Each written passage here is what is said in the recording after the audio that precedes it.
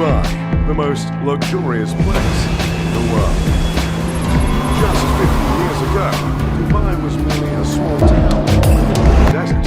Today, Dubai serves as the luxurious face of the Middle East and the biggest attraction that part of the world has to offer.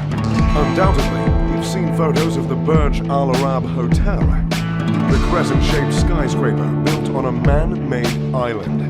You also probably know that Dubai is home to the world's tallest building, and you might have even seen Tom Cruise scaling it in an installment of the Mission Impossible franchise.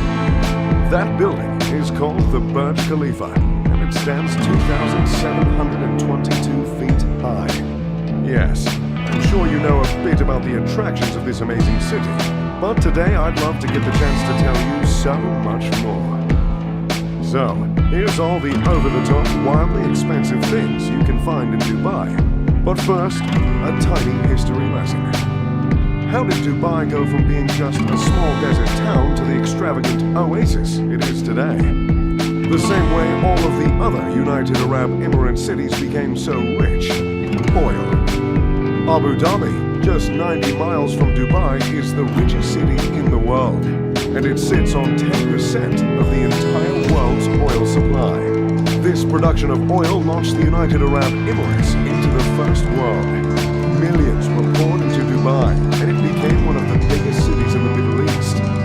However, today, Dubai only makes 5% of its revenue from oil, because its reserves aren't nearly as lucrative as some of its UAE neighbors. Dubai makes the majority of its revenue from trade, real estate, and tourism. Dubai has become the business center of the UAE since it can no longer rely on oil production alone. But this adjustment has not discouraged this incredibly rich city from growing. Dubai is growing in population just as much as it's growing vertically. In fact, about 1/4 of all cranes are located in Dubai. That's right, about 25% of cranes in existence are in just one UAE city. It seems the game plan of Dubai is just to keep building skyscrapers. Two of these skyscrapers are the aforementioned Burj Khalifa and the Burj Al Arab Hotel. The Burj Khalifa stands more than a mile tall.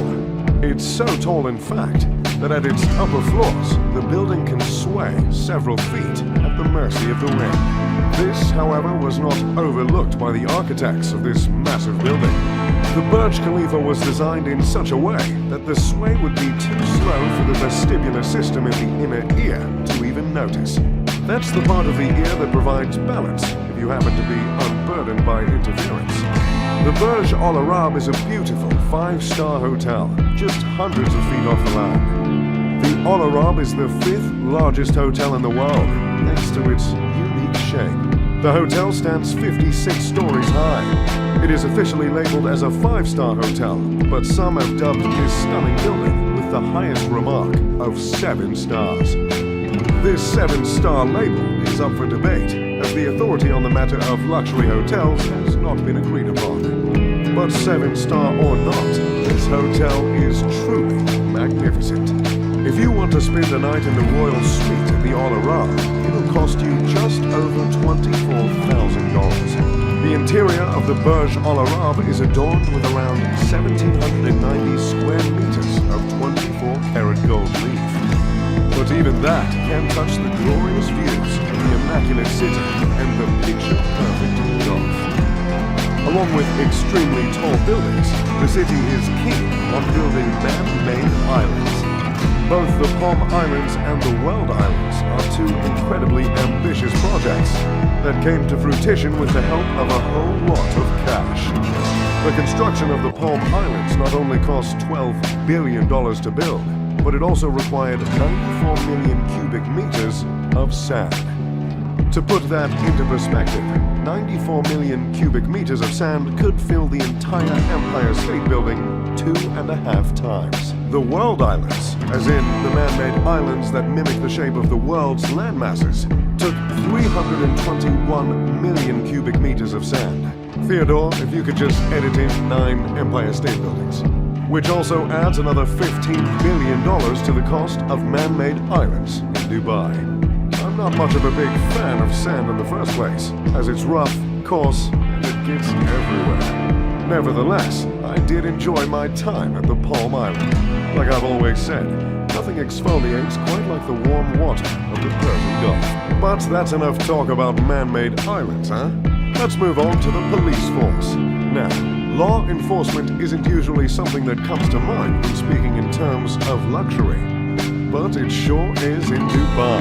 As a means of wooing the tourists, Dubai's police force uses supercars as their patrol vehicles.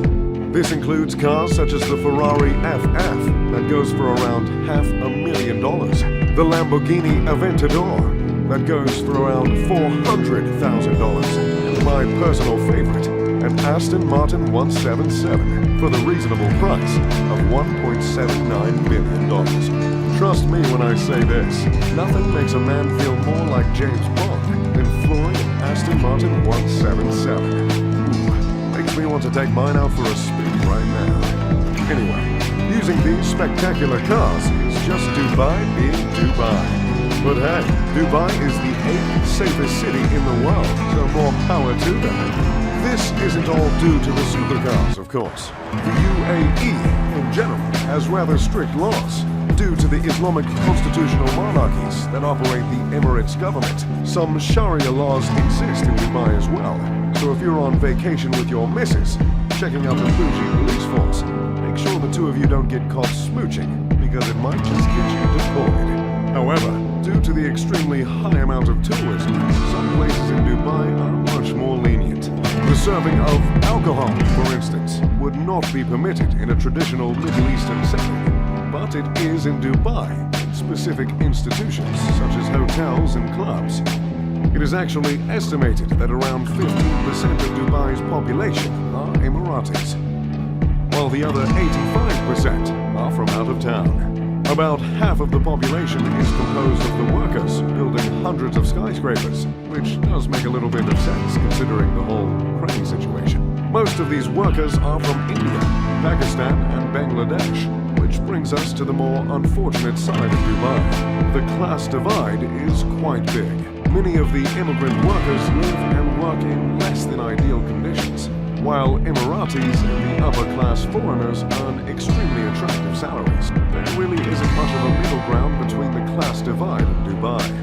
But just like any country divided, there's always a sport to bring the people together. Well, that's the idea anyway. And in this case, this sport is camel racing.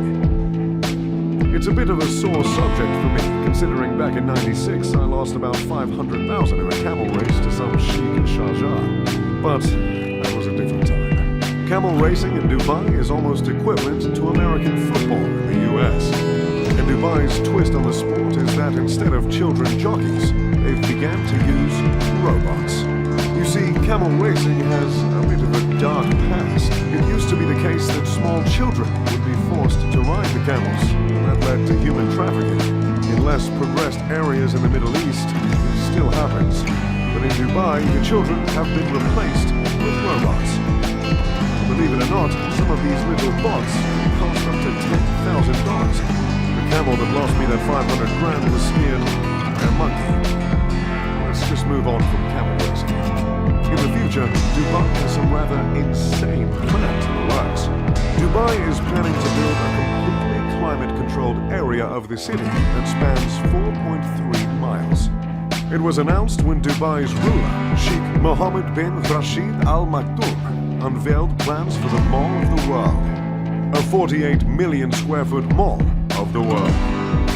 This miniature city will have a retractable dome and will not only serve as a massive pedestrian mall, but will contain hotels and apartments along with roads and parks. The massive structure will more than double the size of Monaco.